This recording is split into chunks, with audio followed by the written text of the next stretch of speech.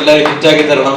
Rahman sir കൈ കിടക്കുന്ന watch എനിക്ക് ഗിഫ്റ്റ് ആയിട്ട് തരാമെന്ന് പറഞ്ഞിട്ടുണ്ട്. ഓരോ ക്യാരക്ടേഴ്സിനും ഇപ്പോ ഒരു സീനിൽ വന്നു പോകുന്ന ക്യാരക്ടർ ആണെങ്കിൽ കൂടെ ഈക്വൽ ഇമ്പോർട്ടൻസ് എന്ന് പറയുന്നില്ല, പക്ഷെ എല്ലാവർക്കും ഒരു ഇമ്പോർട്ടൻസും കൃത്യമായ സ്പേസും കൊടുക്കാൻ ഭയങ്കര ശ്രദ്ധിച്ച് തന്നെയാണ്, അത് എഴുത്തിലെ ശ്രദ്ധിച്ചിട്ട് തന്നെയാണ് ചെയ്തത്. പിന്നെ കാസ്റ്റിങ്ങിലോട്ട് വന്നപ്പോഴാണ് ഇപ്പൊ ചില ആൾക്കാരൊക്കെ ജസ്റ്റ് ക്യാരക്ടേഴ്സ് ആണെങ്കിലും പിന്നീട് കാസ്റ്റിങ്ങിലോട്ട് വന്നപ്പോൾ ഒരു വലിയ പ്രൊഡക്ഷൻ വന്നുകൊണ്ടാണ് അങ്ങനെ ഇത്രയും വലിയ ഒരു 75 ആർട്ടിസ്റ്റുകളുള്ള ഒരു കാസ്റ്റിങ്ങിലോട്ട് പോയത്.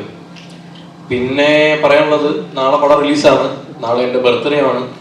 അപ്പോൾ ഒരു ബർത്ത്ഡേ ഗിഫ്റ്റ് പോലെ പടം എല്ലാവരും ഹിറ്റാക്കി തരണം. റഹ്മാൻ സാറ് കൈ കിടക്കുന്ന വാച്ച് എനിക്ക് ഗിഫ്റ്റ് ആയിട്ട് തരാമെന്ന് പറഞ്ഞിട്ടുണ്ട്. അതുപോലെ പടം എല്ലാവരും ഹിറ്റാക്കി ഒരു ഗിഫ്റ്റ് പോലെ എനിക്ക് തരണം. Thank you sir, thank you. ബാലയുടെ വാച്ച് നോക്കണം, ഇതാണ് ഗിഫ്റ്റ്. റഹ്മാൻ സാർ വാച്ച് ഇട്ടിട്ടില്ല.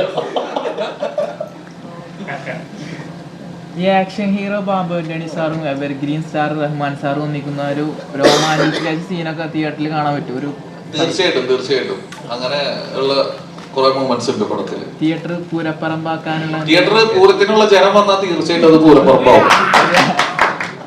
ഇവര് മുമ്പ് ചെയ്തു വെച്ചിട്ടുള്ള ക്യാരക്ടേഴ്സ് ഉണ്ടല്ലോ, അതിനെ റീവിസിറ്റിംഗ് കൂടെ ചെയ്യുന്നുണ്ടോ അതോ പുതിയതായിട്ടുള്ള ഒരു ഫ്രഷ്? ഇല്ല, ബാബുവണ്ണി ചേട്ടന്റെ ക്യാരക്ടർ പിന്നെയും പുള്ളി പണ്ട് ചെയ്ത് വെച്ച മറ്റേ ഒരു ക്യാരക്ടറിന്റെ ഒക്കെ ഒരു ഫ്ലേവർ ഉണ്ട്. പക്ഷെ റഹ്മാൻ സാറ് ഇതില് വന്നിട്ടുള്ള, അതായത് പണ്ട് റഹ്മാൻ സാറ് റൊമാൻറ്റിക് ഹീറോ ആയിരുന്നു.